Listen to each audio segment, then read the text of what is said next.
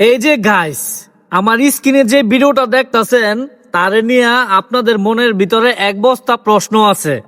আজকের এই ভিডিওতে আপনারা অবশ্যই উত্তর পেয়ে যাবেন। কি ভাই, বিশ্বাস হইতাছে না? আরে ভাই, এটাই সত্যি। মনোযোগ দিয়ে আপনি ওনার কথাগুলো শুনে যাবেন। আর ভিডিওটা ভালো লাগলে বেশি বেশি করে শেয়ার করে অন্যকে দেখার সুযোগ করে দিবেন। আগে আপুর কথাগুলো শোনেন। এখন অনেকে আমাকে বলতেছে যে এতদিন পর আপনি স্বীকার করলেন যে আপনার বিয়ে হয়েছে, আপনার ছাড়াছাড়িও হয়ে গেছে, এতদিন কেন বলেন না? এতদিন আমার কোনো প্রয়োজন মনে করি নাই। আমার 5 সালের কথা 5 সালে থাকবে, এটা অনলাইনে কেন জানাইতে হবে? সো এখন যত আমার ছাড়াছাড়ি হয়েই গেছে, অ্যান্ড এটা আমার ছাড়াছাড়ি আসতে হয়েছে না, এটা আজ থেকে 8 বছর আগেই সবকিছু শেষ। 8-9 বছর হয়ে গেছে এই সম্পর্ক। আজকে তারা আমার যে শ্বশুর বাড়ির মানুষ, আত্মীয় স্বজন, তারা এখন কুচ্ছা মারতেছে আমাকে। কেন ভাই? তোর মতো তোরা থাক না, আমার মতন থাকতে দিস না।